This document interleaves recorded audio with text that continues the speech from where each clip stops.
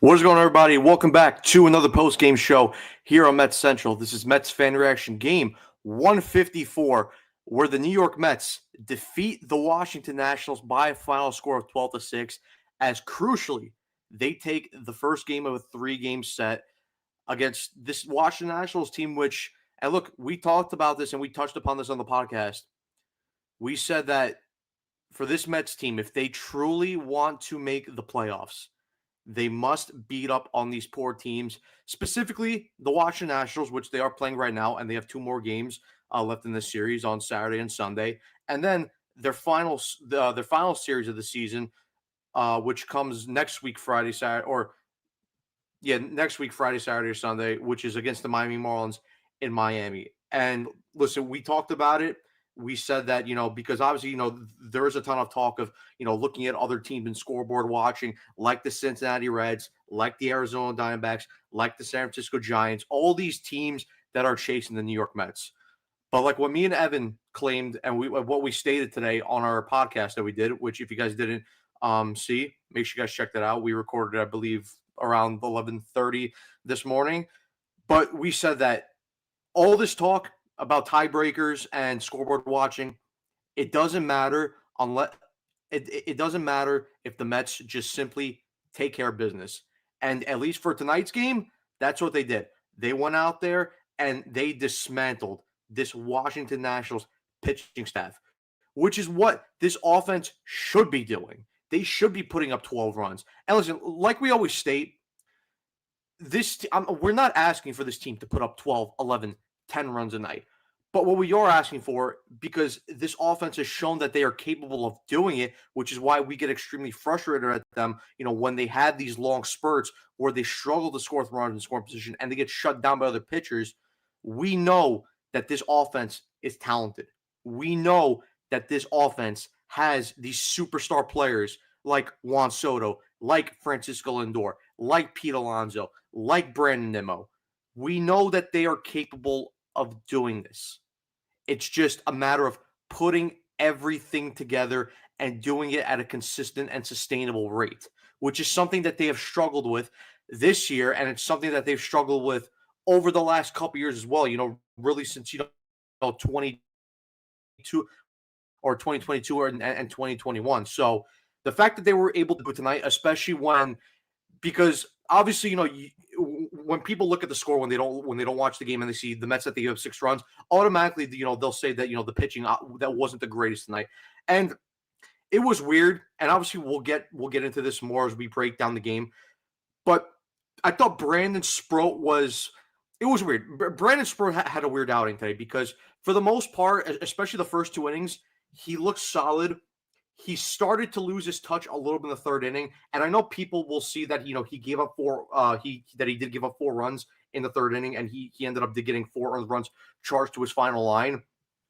Which personally, I don't agree with that because Jose Siri today, Jesus Christ, the guy was simply terrible everywhere on the field. It wasn't just specifically defensively, and it wasn't just specifically in the batter's box with the bat in his hands and above his shoulders. Every single aspect today of Jose Siri's game was terrible.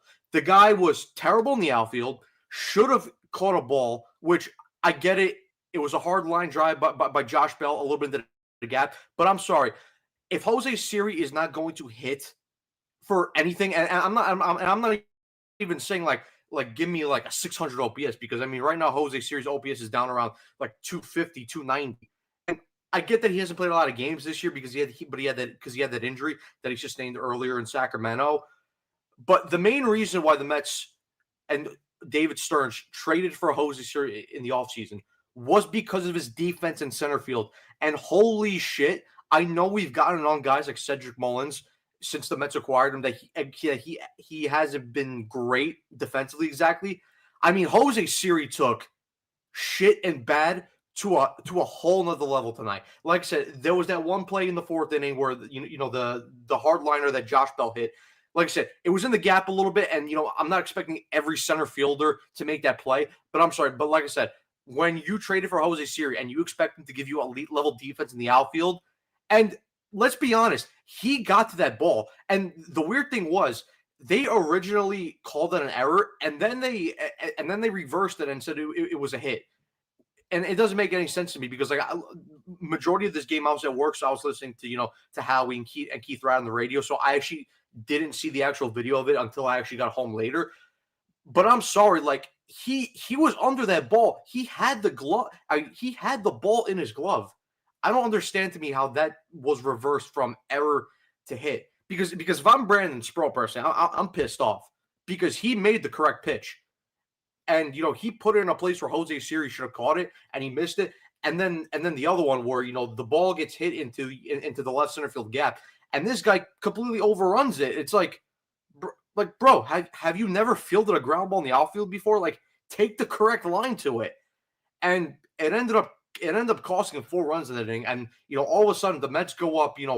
They went up 1-0 in the first inning, and you kind of feel a little bigger. Like, okay, we got the nice little run early, and then we go to the top of the third inning, and then all of a sudden it's like we're down 4-1 to this Nationals team. It's like seriously, it's like every single time the Mets and like I said, thankfully it didn't matter in the long term thing of this game because the Mets ultimately won and the offense just simply came through. But it's like every single time, it's like whenever the Mets play these bad teams, like some aspect of the game, like just they like we always talk about, they play down the competition. It's like, can we just stay focused? But we'll get to more on Jose Siri and the atrocious defense because, by the way, the atrocious defense wasn't just on the Mets side as well. The the Nationals also play some horrendous defense as well. I mean, this was probably one of the worst defensive baseball games that I've probably watched / listened to because, like I said, I was listening to this game on the radio while I was at work. But thankfully, and like we always say this, if you're a good offense, whenever the opposing team gives you extra lives, you have to take it. The Nationals took advantage of it, and they were able to put up 4 runs in that first inning. Well, you know what?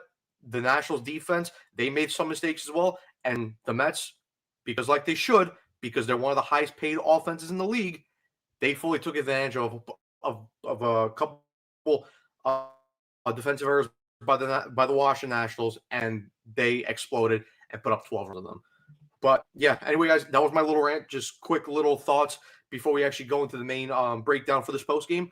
As always, make sure you guys leave a like and subscribe on the channel. We greatly appreciate you guys supporting on the channel, and we want to keep feeding you guys content, not only for this year and potentially for some playoff games, but also for the upcoming seasons. But yeah, and also apologies for this game starting a little bit late. After the game ended, I have to, take care of some stuff. So, but now we're on here. We're all with each other, and we're all talking about the Mets, this baseball game, and another crucial win as they work toward trying to securing a playoff berth in the National League wildcard, which would be which would be the third time in this franchise's history, that they would have clinched, which they would go to the playoffs in back-to-back years, which is crazy. It's not a great look for the franchise in total, but you know what? You got to start somewhere. You got to start somewhere. But anyway, guys, now let's actually get into the actual post-game breakdown. So on the mound for the New York Mets, it was Brandon Sproat. And then on the mound for the Washington Nationals, it was, let me just get his name, it was Andrew Alvarez, who was also a rookie. And I believe he was making his third or fourth MLB start, similarly to Brandon Sproat as well. So getting this game off started, Brandon Sproat would, like I said, he would start this game very well. Top of the first inning, he would retire the Nationals in order by striking out James Wood. He would get C.J. Abrams to strike out, and he would get Josh Bell to ground out. We then move on to the bottom of the first. Francisco Lindor, who's continuing his hot stretch, he leads off the inning with a single. Juan Soto would then strike out. Pete Alonso would then hit a single. He would hit it into right field. Dylan Cruz would then bobble it, and then there would be a throwing error. So, and that would allow Francisco Lindor to come around and put the Mets up 1-0. So, like I said before, when the Nationals make mistakes, you got to capitalize on that, and that's what Lindor did. Heads up base running by him, and good work by Mike Sarba, which I know we get on him a lot, but good work by him to recognize the error and to send Lindor home, send him home there. Unfortunately, though, the Mets could not add any more runs in that inning as Mark Vientos grounds into an inning-ending double play. We then move on to the top of the second. Similarly, again, another great inning here by Brandon Sproat as he retires the order 1-2-3. He gets Dalen Lyle to strike out. Luis Garcia grounds out, and then Dylan Cruz grounds out. We then move on to the bottom of the second. The Mets will get nothing going there as they are retired in order. We then move on to the top of the third, and this is where the struggles start to appear for Brandon Stroh because he leads off the inning by walking Paul DeJong. He then gives up a single to Jorge Alfaro, and similarly to how the Mets scored their first run, it was the same thing. Ball gets put into the outfield. Some poor defense. The Mets were not able to pick up the ball, and that allows Paul DeJong to round the bases and come home. So the Nationals tied the game up there at 1-1. Jacob Young then walks. James Wood grounds into a double play. So right away, obviously, like we said, Sproat got into some trouble, but he got the ground ball double play. Obviously, you have a runner on third, and he's one pitch away from getting out of that jam and only giving up one run. But then CJ Abrams comes through with a double. So that brings another run for the Nationals. They go up 2-1. And then this is where the bad defense of Jose Siri strikes. Because as I mentioned before, Josh Bell hits that ball into the left center field gap. Jose Siri is not able to catch it when in reality he should have caught it. Like I said, initially they ruled it an error, but then they changed it to a base hit and gave Josh Bell a double. So that allows another run to score. It's 3-1. And then Dalen Lyle ends up hitting a ball into the right field gap, into the right center field gap. Jose Siri then overruns it. He gets a triple. Another run comes home, and then right away, like I mentioned, it goes from a quick 1-0 Mets lead to all of a sudden they're down in the game 4-1, and we're all sitting there and freaking out and wondering, really, again, why are we playing poor baseball against this Washington Nationals team? Thankfully, though, no more damage will be done, though, as Luis Garcia would ground out. And by the way, for me, after Jose Siri made those two errors, I'm sorry, and I know Carlos Mendoza didn't do it, he should have been pulled from that game right away. Because I'm sorry, and listen, I get that Jose Siri has not played a lot of baseball this year, firstly due to the injury he sustained in Sacramento, and then I know since he's come off the IL, he hasn't played a lot of baseball as well. But as I stated before, the Mets are in a position where, before this game was played, they had 9 games, right? Every single game, every single win matters. And you need these guys, whenever they're on the field, you need them to, firstly, give it the roll, and you need them to be fully focused. And I'm sorry, like I said, I get that Siri hasn't played a lot this year, but if you're not going to be focused like that, and you're going to cost this team crucially by giving up bad errors like that, which I know they weren't errors, but they should have been ruled errors, he simply can't be on the field then. I'm sorry. I know Cedric Mullins has been great, but he's been a lot better than what Jose Siri has shown. I realize that Jeff McNeil is maybe not the best defensive center field out there, but you know what? I'd rather see Jeff McNeil out there in center field right now than watching Jose Siri, especially with Jose Siri not being able to hit a freaking beach ball as well. And then once Tyrone Taylor comes back as well, I know Tyrone Taylor hasn't had the greatest season of all, but Tyrone Taylor, I would much rather see him play in center field right now than Jose Siri. And then not to mention, like I said before, not only was his defense atrocious, but the guy can't hit a beach ball. I mean, even in this game, his first at bat after making those crucial mistakes in the outfield, before a pitch is even thrown, guy gets called for a pitch clock violation. It's like the guy's head is up his ass. Truthfully, like I said, I don't know how the guy wasn't taken out of the game. That's one aspect that I don't agree with Mendoza in this game. I would have pulled him. And then even in that at bat, he tries to lay down a bunt, and he can't even lay down a bunt. It's like, what's your purpose on this roster if, one, you can't do the simple stuff defensively, and then two, like, you can't even lay down a bunt? I'm not asking you to be the greatest hitter in the world, because obviously you're the 9 hitter, but at least do the simple things, right? I mean, come on, dude. I'm sorry, but tomorrow he can't play. He can't play. I'm sorry. But we then move on to the bottom of the third. Brady leads off the inning with the ground out. Jose Siri, like I mentioned before, he flies out. Francisco Lindor would then walk. Juan Soto would then hit a single. Pete Alonso would then drive in Francisco Lindor with a single to cut the lead down to 4-2.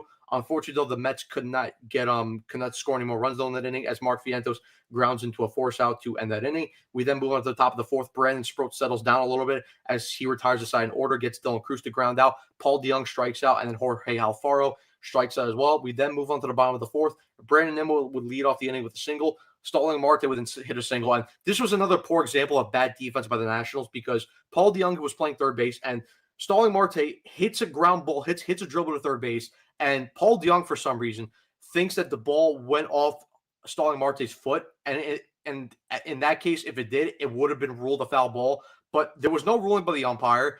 It clearly didn't go off Marte's foot, but for some reason, DeYoung thought that it went off his foot, and he just gave up on the play, and that allowed Nimmo to move up the first base or move up the second base, and then it allowed Starling Marte to get the first base cleanly. So, like I said, when the other team gives you defensive miscues, you have to jump all over it. And that's what the Mets did, because after those two singles, Francisco Alvarez steps up to the plate, hits a double down the left field line, brings in 2 runs, and the Mets tie up the game at 4-4. And pretty much after that, the Mets did not look back, because then after that, Brett Baty would be hit by a pitch. Jose Siri would strike out swinging, because of course he did. The Nationals would then make a pitching change as PJ Poulin comes in to replace Andrew Alvarez. Francisco Lindor then hits an RBI single to bring in another run, so the Mets take the lead to 5-4. And then Juan Soto, arguably the player of the game. Listen, we have killed Soto, especially this year, for not being clutch in certain situations. And we've also, kind of gotten on him a little bit because, he had been given the nickname Juan Solo because he had been hitting a lot of solo home runs. And the one thing about Soto this year, had up until this point, had not hit a 3-run home run up until this point. And what does he do? Steps up to the plate, and he drives a ball to center field, and that ball kept on carrying, and it left the yard, and he put the Mets up 8-4. Juan Soto is worth every single fucking penny. He is underpaid, matter of fact. He deserves more money. I love watching this guy play. And by the way, with that home run, that also he gave him a new career high in home runs, 42 home runs, which 42 home runs in a supposed down year, not bad. Not bad at all. I mean, and also, I mean, like, you look at the other numbers, right, by Juan Soto this year. I mean, like I said, 42 home runs, career high, 103 RBIs. He's 7 away from tying his career high, which he set back in 2019 with the Nationals at 110. And he's 8 away from breaking it. So, like I said, Juan Soto in a down year, I mean, and he's putting up great numbers. I mean, his OPS is up to a 931, 265 average, 397 on base, and then a 534 slugging. Like I said, the guy is just simply amazing to watch, and I am grateful every single day that Steve Cohen. Well, firstly, I'm grateful every day that Steve Cohen owns this franchise and that he bought this team from the Wilpons. But I'm so grateful that this guy opened up his checkbook and gave this guy all the money in the world previously, or all the money in the world, because, I mean, like I said, the guy is simply incredible to watch.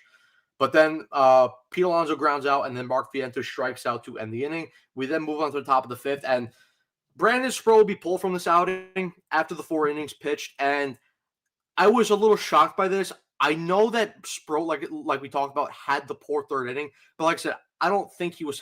I mean, not that I think he wasn't helped out by his defense at all. And like I said, I don't agree with it. Listen, I get that the Mets want to be careful with these young guys, and specifically Brandon Sproul, and they do kind of have like a pitch limit on him.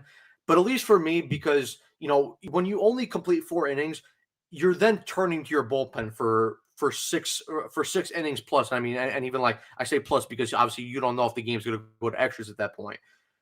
And we already know that the Mets bullpen, especially the last couple months since the trade deadline, hasn't been exactly good. I mean, like we talked about it on the podcast earlier today.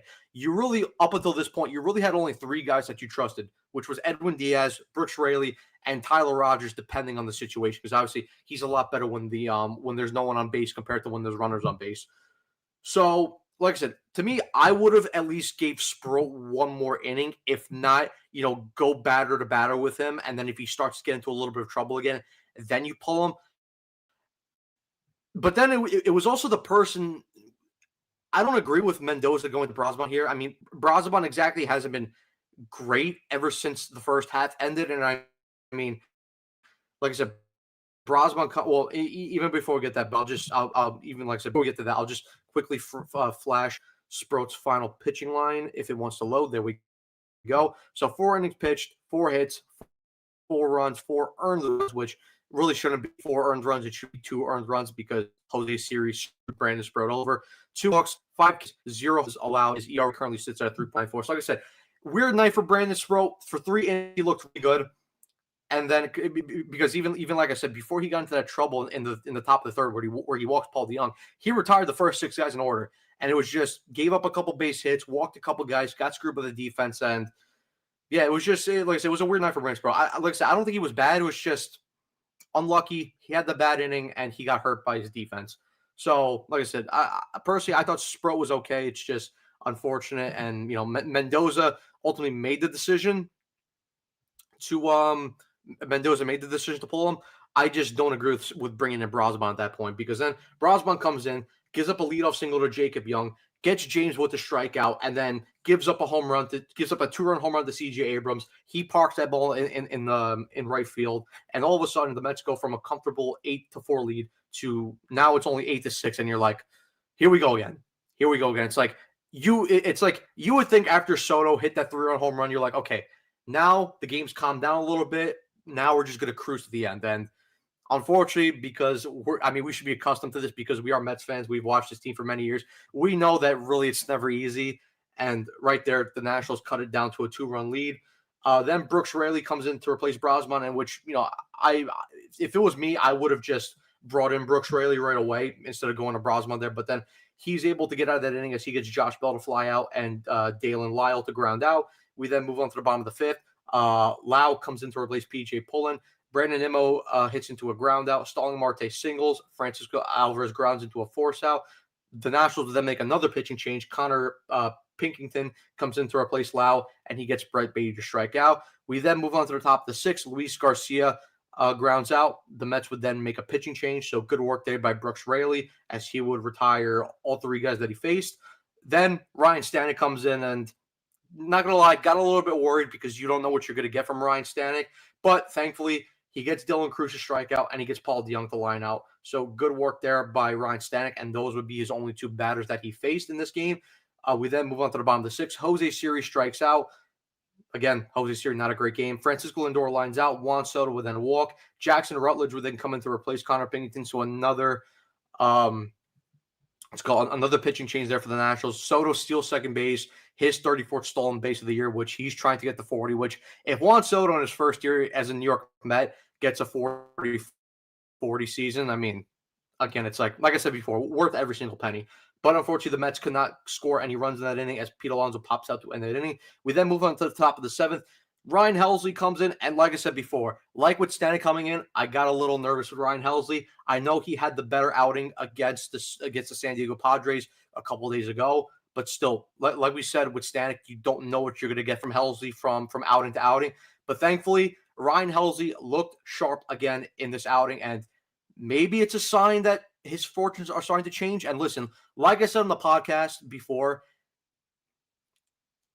like what we saw with Ryan Stanek last year going to the playoffs, how he kind of, fixed his stuff, and then, he was able to become one of the more trusted relievers in the playoffs. If the Mets could just get a couple more guys to become more impactful and more trustworthy, specifically like Helsley and like Soto, I mean, right away, that makes their bullpen just a little bit more deeper. And, you're a little more comfortable to pull starting pitchers a little bit earlier if you see that they don't have it, which is something that, Mendoza and the Mets haven't been able to do because, like I said, they've only had a limited amount of guys that you're really able to trust. So, but like I said, Helsley, again, good outing, gets Jorge Alfaro to ground out, gets Jacob Young to strike out, and gets James Wood to line out. And his stuff looked a little bit better. I know, and I know NGP, as you were saying, you were asking me what are my thoughts about Helsley. He looked a lot better. And look, I still don't fully trust Ryan Helsley. I still need to see a little bit more before I can trust bringing Helsley to a specific situation. But listen, he has to start from somewhere, and his last 2 outings have been good. So if he could just, keep building up his confidence, keep working towards it, and if eventually he gets to a spot where he becomes a trustworthy bullpen option, then yeah, great. Like I said, that's only going to make this Mets team a lot more better. So yeah, good work there by Ryan Helsley. We then move on to the bottom of the 7th. Jeff McNeil will come into pinch hit for Mark Vientos. He will lead off that inning with a single. And then he would be quickly pinch run for as Luis Acuna would come into the game. Acuna steals second base for his 15th stolen bag of the year. Brandon Nimmo grounds out, which allows Luis Acuna to move up to third base. And then Starling Marte grounds out to the right side of the infield, which brings in Acuna. So a very well manufactured run there by the Mets as they increased their lead to 9-6. And then Francisco Alvarez would ground out to end that inning. We then move on to the top of the eighth. Acuna remains in the game. Beatty moves over to second base, or he moves from second base to third base, and then Tyler Rogers comes in to replace Ryan Helsley. Now, originally, I would have wanted Diaz to come this outing just because it was the top of the Nationals order minus James Wood, because obviously he was retired in the last inning by Ryan Helsley. And I always say I want Diaz up against the top of the Nationals order, but in this case, Tyler Rogers, it worked out. And even Carson mentioned this in our group chat. It was the right move by Mendoza because specifically Abrams, Josh Bell, and Dalen Lyle, they typically are more ground ball hitters. And we know that Tyler Rogers is a soft contact and ground ball type of pitcher. And it worked. It worked. I believe Rogers only threw seven or eight pitches, and he gets Abrams to ground out, gets Josh Bell to ground out, and gets Dalen Lyle to ground out. So good decision there by Carlos Mendoza, and very good work there by Tyler Rogers. Back-to-back days of him, giving good work. And, again, he's just showing that, Rogers is more trustworthy as the days and the games go on. We then move on to the bottom of the eighth. And this was one aspect of the Mets that I really loved about this game is they tacked on runs late in the game because at this point they were up 9-6. And if they didn't put up any more runs in this game, Edwin Diaz would have came to this game to try to get the save in the ninth inning. But because the Mets were able to tack on 3 more runs here in the bottom of the eighth, you were able to preserve Edwin Diaz, save him for tomorrow, which is huge. Pause. And it allowed, for Chris Davinsky to come in and just, eat the final three outs in the last inning of this game. But like I said, bottom of the eighth, Mason Thompson comes in. Brett Beatty would be called in on strikes. Cedric Mullins would then be, pinch hit for by Jose, or he would pinch hit for Jose Siri. He would strike out, so 2 outs. But then here comes the Mets offense. Francisco Lindor, again, like I said, who is currently on a heater right now, hits a double, his 34th double of the year. Mason Thompson then intentionally walks Juan Soto after Soto got a 2-0 count on him. He then walks Pete Alonso to load up the bases. He then walks Luis Acuna, which drives in another run to put the Mets up 10-6. And then Brandon Nimmo would hit a single up the middle to bring in 2 more runs. The Mets then increased the lead to 12-6, and Starling Marte grounds out, to end that inning. But like I said, because they were able to tack on 3 more runs in that inning, you're able to save Edwin Diaz for tomorrow. Chris Davinsky comes into the ninth inning. Cedric Mullins remains in the game in center field. Gets Luis Garcia to ground out. Allows a single to Dylan Cruz. There would then be a pinch hitter. Robert Hassel will replace Paul DeYoung. Robert Hassel will then hit a double. So you have runners on second and third there for the Nationals with 1 out. Riley Adams will come into the pinch hit for Jorge Alfaro. Riley Adams strikes out. Again, the Nationals make a pinch hit change as Nasim Nunez replaces Jacob Young. And Chris Davinsky gets Nasim Nunez to strike out. And the Mets, like I said, win this ball game. They improve their record to 80-74. Just to briefly check upon the other scores around the league, the Phillies are currently up 5-2 on the Diamondbacks in the top of the eighth. So if the Phillies win there, the Mets increase their lead over the Diamondbacks. The Dodgers are up 5-2 on the Giants. So again, if that lead holds, the Mets would increase their lead over the Giants. Unfortunately, though, the Mets would not be able to get the same help from the Chicago Cubs. The Cubs lost this game 7-4 to the Reds. So the Reds still remain hot on the Mets' tail. But like I said before, if the Mets just take care of business, and especially tomorrow, you're going into tomorrow's game where you have Edwin Diaz saved and you have your best pitcher out there on the mound tomorrow, starting in Nolan McLean. Win tomorrow, take the series. At minimum, you have the series win, and then we'll see what happens on Sunday. But, yeah, very good win by the Mets. Offense showed out. Sproat was okay. Like I said, got hurt a little bit by the defense, and then massive credit to the bullpen outside of Huascar Brazovan, who gave up the 2-run home run to C.J. Abrams in the top of the 5th inning.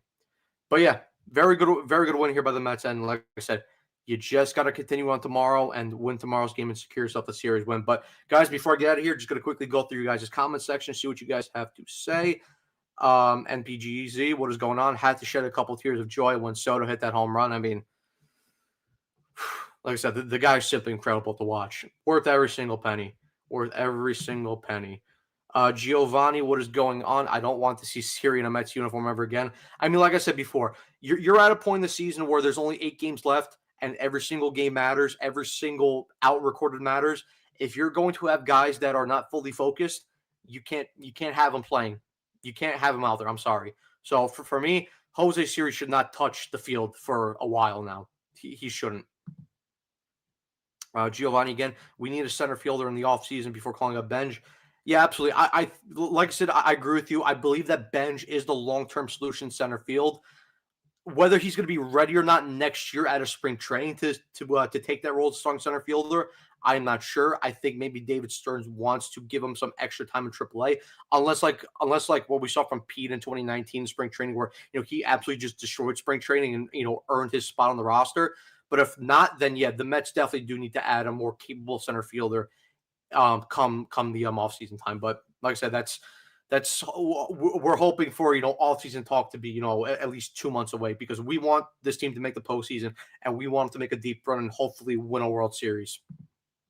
But yeah, I fully agree with your point there. Giovanni again, put Cedric Mullins in tomorrow.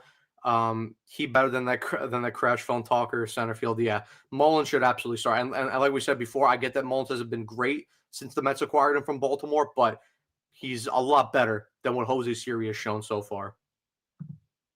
And like I said, I get that Siri hasn't played a lot, but like I said, you're in a spot where you have to win games. I can't afford you to put guys out there that are just not fully focused and are not concentrated.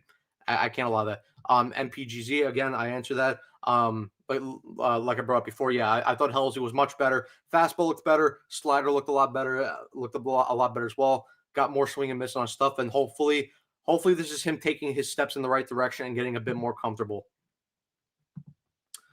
Brent, what is going on? Halsey's starting to look good. Rogers still looking great. My thoughts on Halsey was tonight was his best outing as a Met, but not seeing a lot of his KOs. Is this new? I mean, his strikeout stuff has dipped since he's came over to the Mets. I'm not sure exactly what it is. Obviously, there was the rumors, when he was severely struggling that it was tipping his pitches, because I mean his problems with his strikeout stuff, they're very similar to Ryan Stanek, in which those two guys both have a lot of velo on their fastballs. They're both capable of hitting 100-mile-an-hour plus on their fastball. It's just they can't get the swing and miss stuff. And then again, when you factor that in with Helsley's slider exactly hasn't been the sharpest. When you don't have swing and miss stuff on your fastball, and then when your slider isn't sharp as well, and you're not generating swing and miss stuff on there, yeah, your strikeout stuff is going to go down. So, but like I said, hopefully he fixes it, and by the time we get to the playoffs, Halsey can become one of those trusted guys in the bullpen. Because if you could get any semblance of the Ryan Helsley that we saw last year, or even the guy that came here before he was traded here, then you've just added a massive weapon to your bullpen. And this was what we were hoping for when we first acquired Ryan Helsley back in the trade deadline. It's unfortunate that the guy has just been a flaming pile of ass since he's been here. But like I said, I'm really hoping that the guy has turned it around. I'm really hoping, and especially Gregory Soto, because like I said, if you get a fully or how do I want to say this? If you want to get a fully informed Ryan Helsley and a fully informed Gregory Soto after this bullpen come playoff time, then it automatically changes the perception of this Mets bullpen. You all of a sudden go from 3 trusted arms to 5 trusted arms, and then like we talked about before, you match that with the piggyback options of Clay Holmes, Shaw Manaea, and whether if the Mets want to do any more piggyback options like I talked about before, if you want to do Tong Sproat, or Senga, if he figures it out, if you want to do like Sproat Senga or Tong Senga, just right there, if you add 2 more reliable arms to your pen, the viewpoint of this bullpen just automatically changes, and the Mets become that more of a dangerous team. And that's like with the offense as well. It's like we've said this whole time, and we even touched upon this in the podcast today. This Mets team is going to go as far as this offense takes them, and if the Mets. And like I said, I'm not asking for 12 runs every night, but if this Mets team could just be reliable offensively, if they could just be consistent offensively, then yes, this Mets team has the opportunity to go very far. It's just I have a hard time buying into it because we haven't seen this consistency for 4 years. So, but listen, I'm hoping to be wrong. I'm hoping to be wrong because I want to see this team dominate if they make the postseason, and they should make the postseason. because they have the second highest the highest the what's it called the second highest salary in the league. But yeah, like I said, we'll fully see when that time arrives. I was thinking he was a big K. I mean, he was a big strikeout guy in St. Louis. His stuff has dropped down because of not being able to generate swing and miss stuff on the fastball, and then the fact that his slider hasn't looked as sharp as before. But like I said, hopefully that turns around. Brent, again, did anyone notice how quickly Mendoza put Acuna on the pinch run tonight? It was efficient. Yeah, Mendoza for me had a good game today. Apart from the Brosabon decision and the fact that he let Jose Siri in the game, apart from that, I thought Mendoza had a solid game today, along with the bullpen being good and with the offense. And yeah, Brent, exactly. We're all hoping, but yeah, I mean, like I said, good win, very good win today. Tomorrow, Nolan McLean on the mound. You got Edwin DSA for tomorrow. Win tomorrow, and minimum get a series win, and then we will move on from there and see what happens on Sunday. But anyway, guys, and even before we get out of here, as always, make sure you guys leave a like and subscribe to the channel. We always appreciate your support here on Mets Central, and we want to keep feeding you guys content. Also, hit the notification bell as well to let you guys know anytime we upload a video or go live on the channel. And just one more from Giovanni: Mendoza should have let Mr. Florida guy stay from the 5th inning and 6th inning. I mean, the 6th inning, I'm not sure if Sprout would have got to the 6th inning, just because at that point, after the 4th, he already had what I believe 71 pitches. So like I said, I would have let him start the 5th at least and go batter to batter. But listen, it is what it is now. But yeah, anyway, guys, I'm gonna get out of here now. Yeah, great win, and let's take a win tomorrow and win the series. See you guys. Let's go Mets, baby. Peace.